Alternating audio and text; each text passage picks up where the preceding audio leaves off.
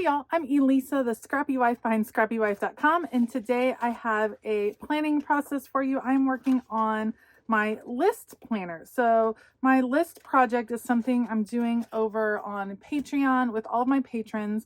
I give them a list challenge every month. I think it has 10 prompts, and the idea is to create lists, and these are just a different approach to how you can do creative journaling, how you can document different things in your life. Here's an example from the first full week of April that I'm recording on this Friday the 8th. And so you can see I still have some to fill up, but this week I'm going to go ahead, I'm going to jump ahead and decorate for the week of April 18th through the 24th.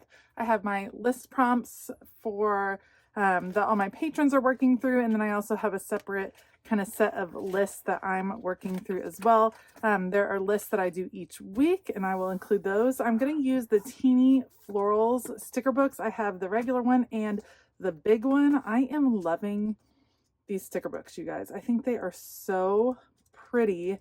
They've been my jam recently. So I'm not even like a humongous floral person, but these are just so beautiful that I just have been wanting to use them all the things. So I'm going to use teeny Florals. I will link the things that I use down below, including this planner. This is actually the Spoonful of Faith planner, which is a vertical lined planner.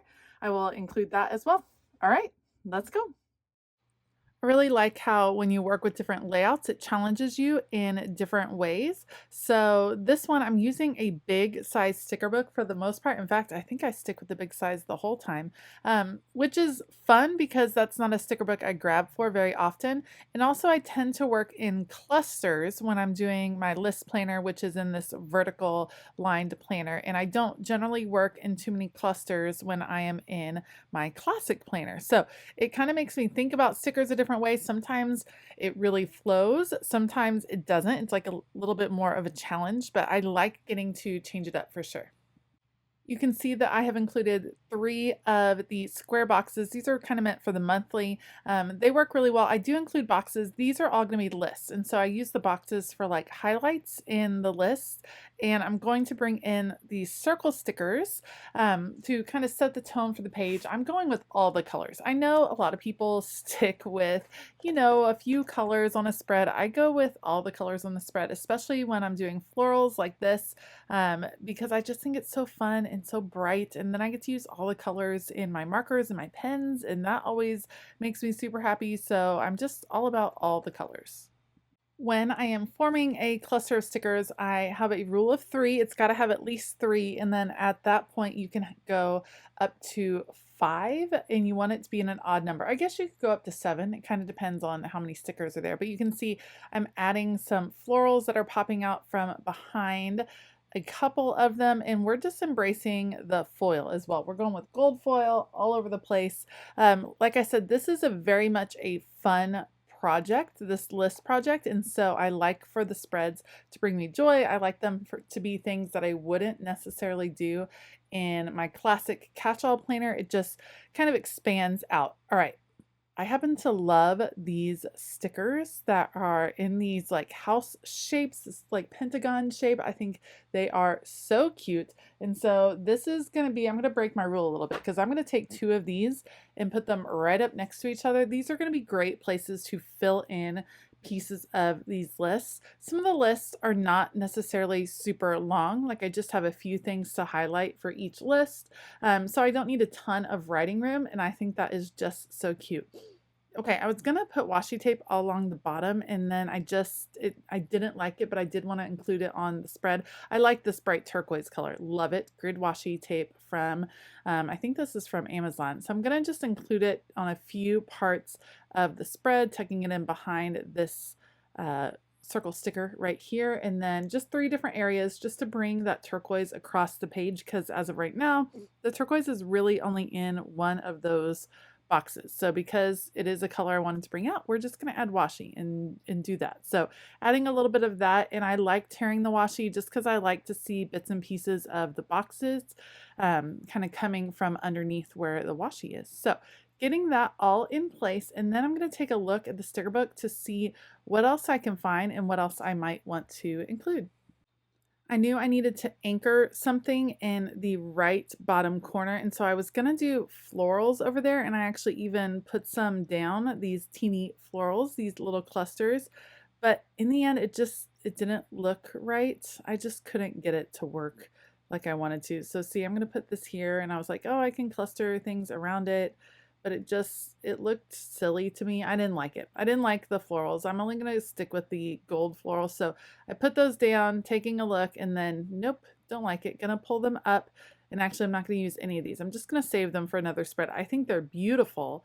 They just weren't going with the feel. This one ends up being, I would say, slightly boxy, but again, that's okay. It's a list planner, and so the boxiness almost in a way makes sense.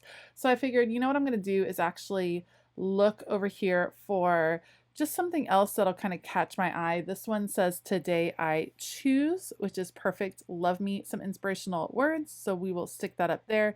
It hung over just a little bit, so I'm going to trim that off and then go ahead and trim off this little bit right here, and then take a look at what else I can include. As I am flipping through the planner, I find all these checklists. Now, you'll have to let me know below, are you a checklist fan or are you anti-checklist? I know several planner friends that are anti-checklist. They don't like what the checklists look like. They'd rather have bullet points every day of the week. I like a good checklist, and it actually works really well in this planner to kind of divide off the space a little bit. And these are going to be fun to include in some different sections, and allows me to move some of the color around, including this kind of red color. So this red was over on the top left-hand side, and now I can add it over here on the bottom right, and then that makes me want to choose a box that is in that color just to kind of flow with where that particular checklist is. So this one is perfect, and it says there's always a reason to smile. I want it in the bottom corner, but it covers up part of the quote that's in the bottom. I was going to leave the quote on the page, but since this covers part of it up, I'll go ahead and pull out my whiteout and just cover that up. Don't need that on the page. So we'll cover that up and place that sticker down. And once that's in place, I feel pretty good with the stickers. It's time to address the boxes at the top where I will be putting my list topics. Again, it's not that I do one list per day. That's just kind of a way to organize it. I kind of add to the lists throughout the week as I'm kind of going through my planner at the end of the day.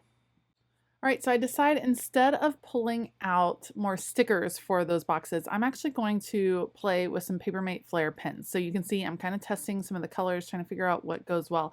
And I choose 7 different colors of Papermate Flare pens that I think go pretty well with the colors on the spread.